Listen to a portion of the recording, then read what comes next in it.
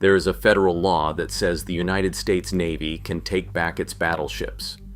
Not a memory, not a plaque on a museum wall, an actual binding provision written into the 2006 defense budget, stating that if the president declares a national emergency, 4 of the most heavily armed warships ever built can be recalled to active duty.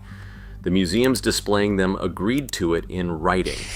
Congress even clarified 1 year later that the spare 16-inch gun barrels and the shells sitting in government storage can be recalled right along with them. The paperwork exists. The ships exist. Every year, millions of visitors walk their decks. And yet the Navy has spent 3 decades making one thing absolutely clear. It is never going to happen. To understand why, you have to follow a 30-year fight between Congress and the Navy, a fight over 4 ships, 1 unfilled promise, and a question the fleet still cannot fully answer. The Navy technically lost that fight. Then it quietly won anyway. Start with the ships themselves, because their size is the beginning of every problem that follows.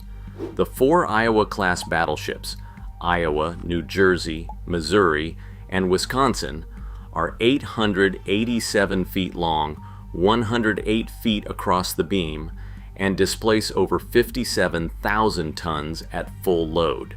Each carries 9 16-inch guns mounted in 3 armored turrets, and each of those turrets weighs roughly as much as an entire World War II destroyer. The guns fire shells weighing 2,700 pounds, roughly the weight of a sedan, out to 24 nautical miles, and a full broadside puts more than 12 tons of steel in the air at once. The armor belt is over a foot of hardened steel. The ships were laid down during the Second World War, and they carried the war to its end. Iowa ferried President Roosevelt across the Atlantic to the Tehran Conference in 1943, with a bathtub installed aboard specifically for him, and on September 2, 1945, the Japanese Empire formally surrendered on the teak deck of the Missouri in Tokyo Bay. By any reasonable logic, the story should have ended there. Carrier aviation had already made the big gun obsolete. The future belonged to aircraft and, soon, to missiles. But the Iowas refused to stay retired. Missouri fired on North Korean positions within weeks of the invasion in 1950, and all 4 ships eventually rotated through the Korean War, pounding coastal rail lines, bridges, and bunkers that aircraft struggled to destroy. By the late 1950s, all 4 were in mothballs again, and again it didn't hold. New Jersey came back alone in 1968 for Vietnam, the only battleship in the world in active service, spending months off the coast hurling 16-inch shells at targets ashore. Ground commanders loved her for a simple reason. No weather grounded her, no anti-aircraft fire touched her, and a single shell could collapse a bunker complex that would otherwise cost aircraft sorties and pilots. She was preparing for a second combat tour when the budget axe fell, and she was decommissioned again at the end of 1969. Notice the pattern, because it is the engine of this entire story. A land war erupts, the Marines and the Army need heavy fire from the sea, and the Navy discovers that nothing else in the fleet can deliver it. Each time, the answer is waiting in the mothball fleet. Each time, the ships come back, do the job, and get retired the moment the shooting stops. Then came the largest comeback of all. In 1981, the Reagan administration set out to build a 600-ship Navy to counter a rapidly expanding Soviet fleet. And the fastest way to add firepower was not a new hull. It was 4 old ones. That April, the Navy's estimate to reactivate New Jersey alone came to $326 million. Congress approved it, and New Jersey recommissioned in December 1982. Iowa followed in April 1984, Missouri in May 1986, Wisconsin in October 1988. The final bill for all four came to about $1.7 billion, and for that money, the Navy got something genuinely strange. 1940s armor wrapped around 1980s weapons. Each ship received 32 Tomahawk cruise missiles in armored box launchers, 16 Harpoon anti-ship missiles, 4 Phalanx close-in gun systems, modern radars, and modern communications, all bolted onto a hull whose basic design predated the transistor. On paper, one reactivated battleship carried more offensive punch than any surface ship in the world. And in early 1991, the concept was put to the test. When Operation Desert Storm opened, Missouri and Wisconsin were both in the Persian Gulf. In the opening hours of the war, they launched Tomahawk cruise missiles at targets in Iraq, the first time American battleships had fired in anger since Vietnam. Then they closed the coast and did the thing they were built for, 16-inch shells, walking across Iraqi bunkers, artillery positions, and troop concentrations in occupied Kuwait. The bombardment was directed by a small remotely piloted drone flying from Wisconsin's Fantail, and it produced one of the strangest moments in modern naval history. Iraqi soldiers, having learned what the buzzing sound overhead meant, waving white cloth at the drone itself. Men surrendering to an unmanned aircraft because of what followed it. The battleship's last combat mission was, by every measure, a success. Which makes what happened next so abrupt.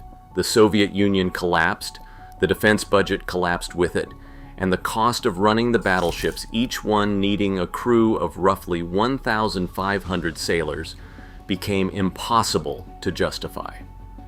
Iowa was decommissioned in October 1990, Wisconsin in September 1991, New Jersey in February 1991, Missouri in March 1992.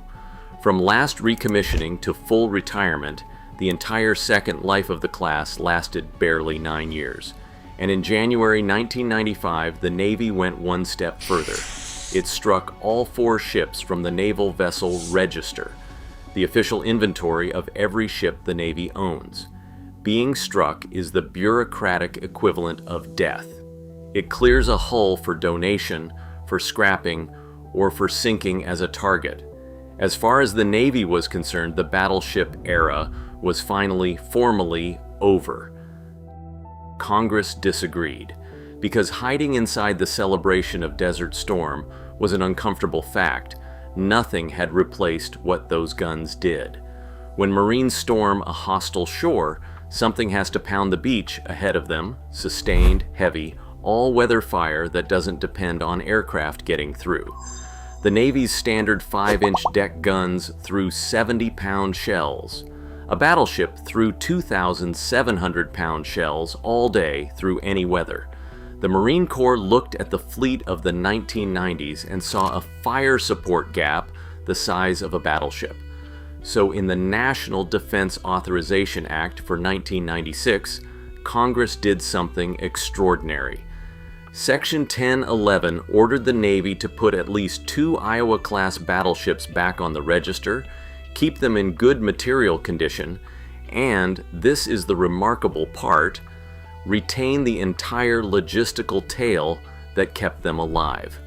The technical manuals, the repair and replacement parts, the ordnance. And the ships could not be released until the Secretary of the Navy certified in writing that the fleet possessed a fire support capability equal to or greater than what 2 battleships would provide for a Marine amphibious assault. Read that carefully. The United States Navy was legally chained to its own past. It could not let go of the battleships until it proved it didn't need them. For a decade, the two sides stared at each other. The Navy placed New Jersey and Wisconsin back on the register, maintained in the highest readiness category for inactive ships, inspected, preserved, waiting. Then, in 1999, a quiet swap. New Jersey was released to become a museum in her namesake state, and Iowa took her place on the register, proof of how literally the law was being applied. It did not matter which two battleships stood ready. It mattered that two did. Government auditors checked repeatedly that the Navy was complying, and it was keeping the manuals, the spare parts, even the ammunition stockpile. Inspectors noted something else too. At their final decommissioning, all 4 ships had been formally declared fit for further service. These were not rusting hulks being held on a technicality. They were, on paper, the most powerful reserve force in the world, sealed, dehumidified, and held ready for recall. If the story of how warships live, die, and sometimes refuse to die is why you watch this channel, subscribing takes 1 second, and it tells us to keep going deeper, because the next decision in this story is the one the Navy would rather forget. In March 2006, the Navy finally produced its certification. The replacement it declared was coming: the Zumwalt class, 32 revolutionary stealth destroyers, each mounting 2 155mm advanced gun systems firing rocket-assisted, precision-guided shells more than 60 nautical miles, nearly 3 times the reach of a 16-inch gun. On the strength of that promise, the Secretary of the Navy certified the fire support requirement satisfied, and Iowa and Wisconsin were struck from the register for the last time. The museums took custody, Iowa eventually to Los Angeles, New Jersey to Camden, Missouri to Pearl Harbor, Wisconsin to Norfolk. Case closed. Except here is what actually happened to the replacement. 32 Zumwalts became 24, then 7, then 3. The special ammunition their guns required, the entire justification for the certification, was canceled when the price reached roughly $800,000 per round, nearly the cost of a cruise missile for a single shell. Today, 3 Zumwalts exist, and the advanced guns they carried never received ammunition to fire.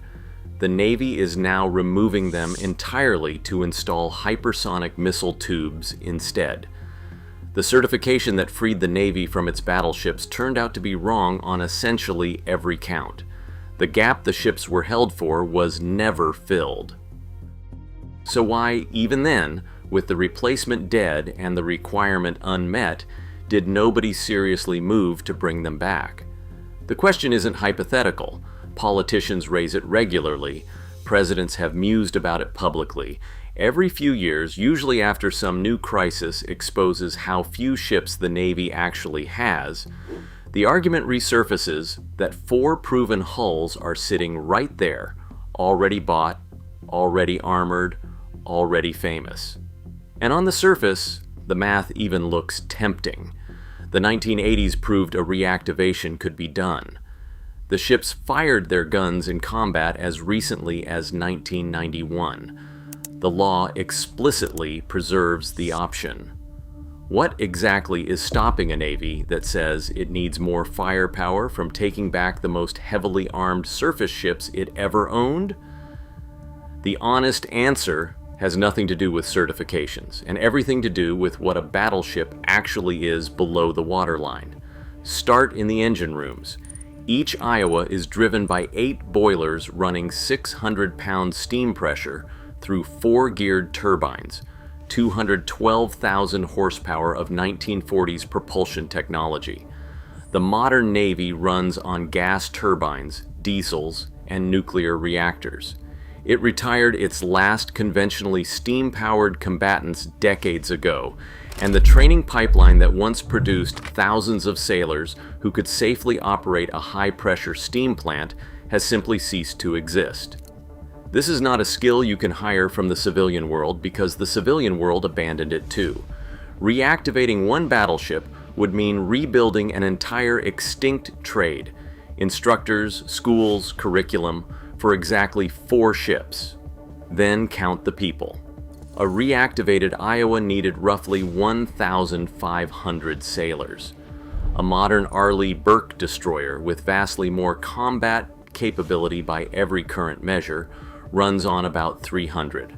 In a Navy that publicly struggles to fully man the fleet it already has, one battleship would swallow the crews of 5 destroyers to operate guns that reach 24 miles. Then look at those guns, because they are the entire argument for the ship, and they are also its most impossible problem. No factory on Earth has manufactured a 16-inch naval gun barrel or a 16-inch shell in decades. The barrels wear out. A 16-inch liner is good for a few hundred full-power shots before it must be replaced, and the industrial machinery that made those liners is gone. The ammunition in storage dates back generations, and the propellant, the powder bags that hurl the shell, is older still. That aging powder is not a theoretical concern. On April 19th, 1989, an explosion tore through Iowa's Turret 2 during a gunnery exercise, killing 47 sailors, and the handling of decades-old propellant sat at the center of the investigations that followed. Reactivation would mean either firing 80-year-old explosives through worn barrels, or restarting an extinct heavy ordnance industry from a standing start. There is no third option, and the hulls themselves are quietly telling their own story. These ships are now more than 80 years old. Preservation surveys aboard the Museum Iowa describe pitting along the waterline with more than a quarter-inch of steel already eaten away, and that is with a dedicated museum crew fighting the corrosion every day. New Jersey needed a $10 million dry docking in 2024, her first in over 30 years, just to remain a safe museum. And a museum is exactly what these ships have physically become. Over 2 decades of public display, they have been rewired for tour lighting, cut open for exhibit spaces, and stripped of classified equipment.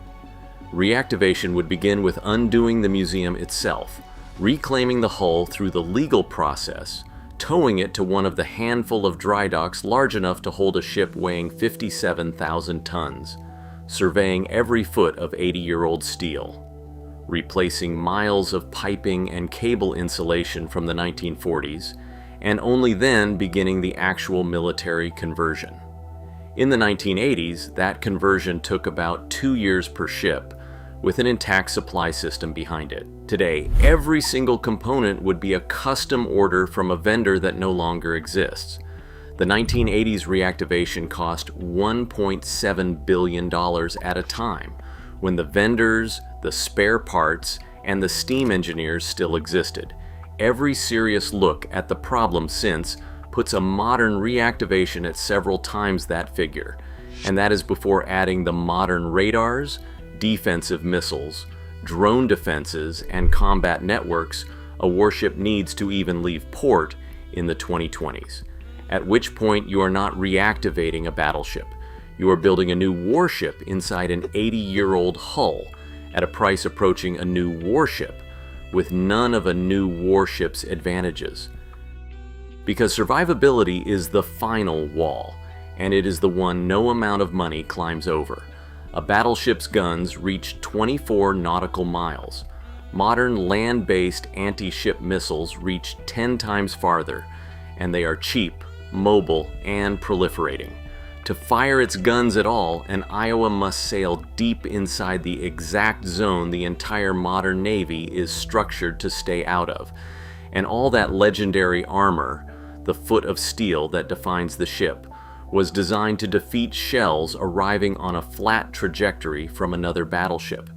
It was never designed for sea-skimming missiles striking the superstructure, for drones diving from above, for torpedoes detonating under the keel.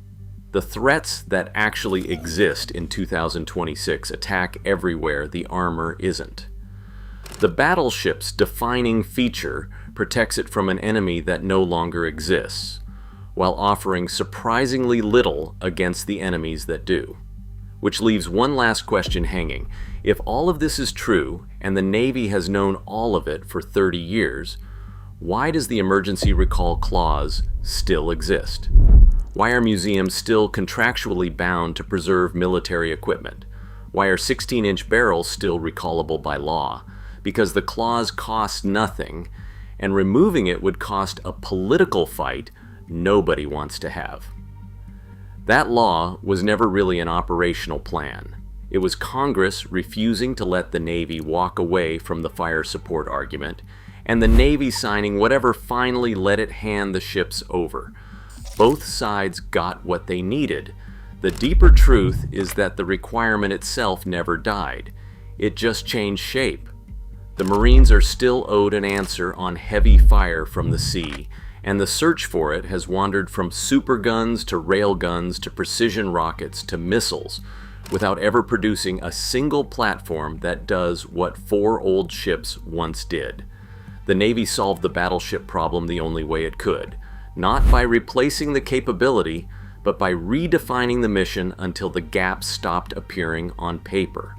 And so the 4 ships remain exactly where they are: Iowa in Los Angeles, New Jersey on the Camden waterfront, Missouri standing over the wreck of the Arizona at Pearl Harbor, Wisconsin in Norfolk, boilers cold, magazines empty, guns trained forever on nothing.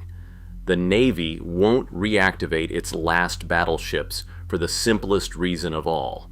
It would mean rebuilding the year 1943 at 2026 prices, to fight a battle that will never again be fought at 24 miles. The law says they can come back. Everything else says they can't. The ships aren't waiting for a recall that will never come. They're standing guard over the argument that kept them alive, the one promise the Navy made to get rid of them, and has never quite managed to keep.